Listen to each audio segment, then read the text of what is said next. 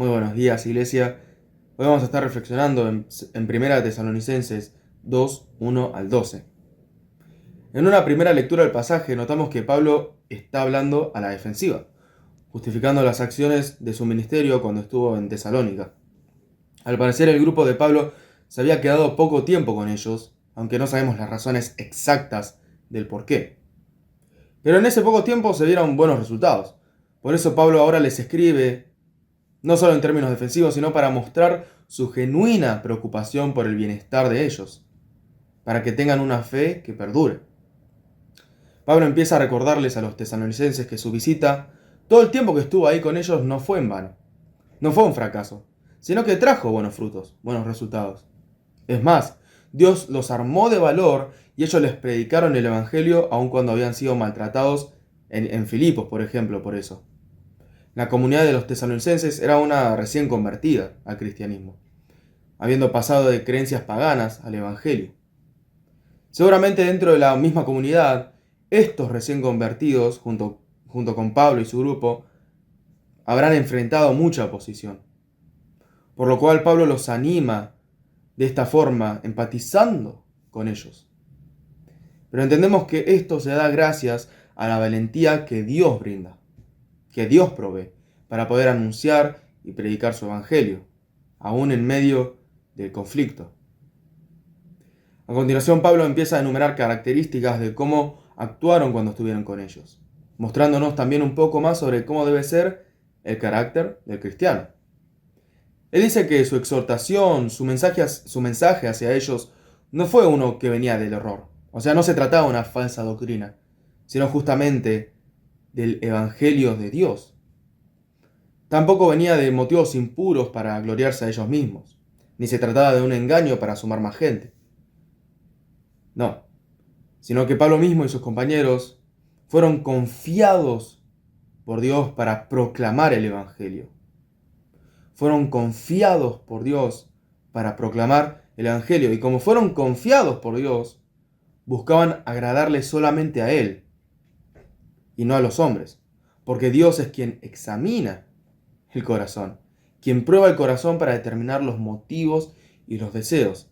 Si Dios le había confiado proclamar el Evangelio, la palabra, el grupo no podía dejarse llevar por los demás, porque claramente iría en contra de su responsabilidad dada por Dios.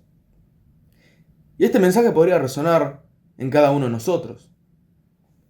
¿Nos deberíamos reflexionar constantemente sobre esto también? Como cristianos, hijos de Dios, ¿no deberíamos vivir de una forma que agrade a nuestro Padre?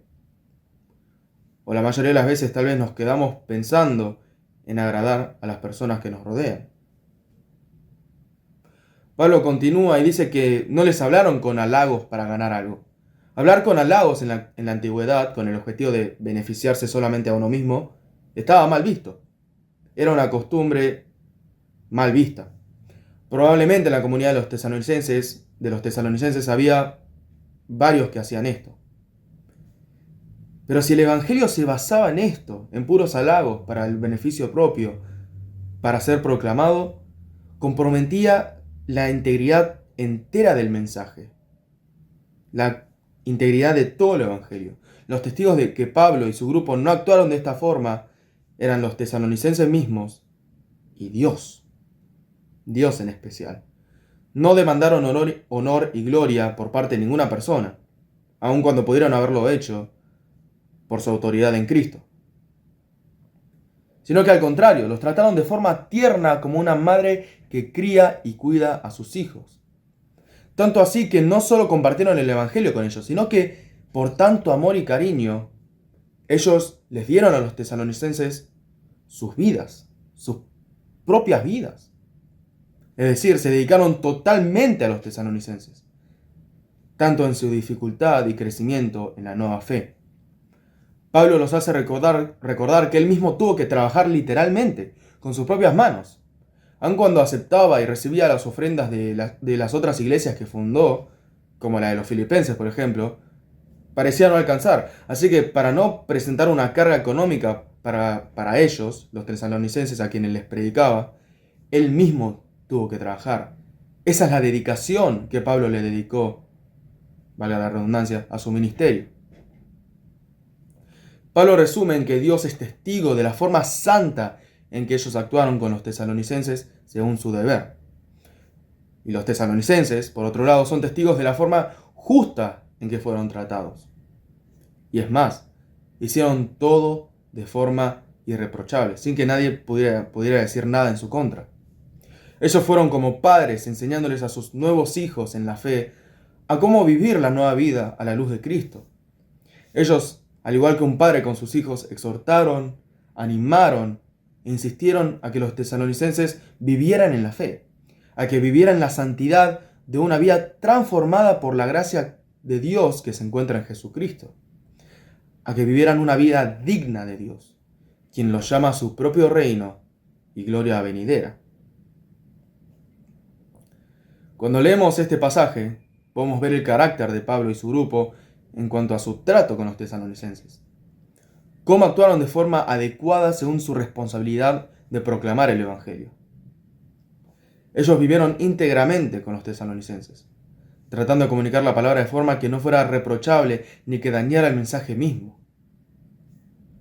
Ahora, ¿no debería ser también esa nuestra conducta?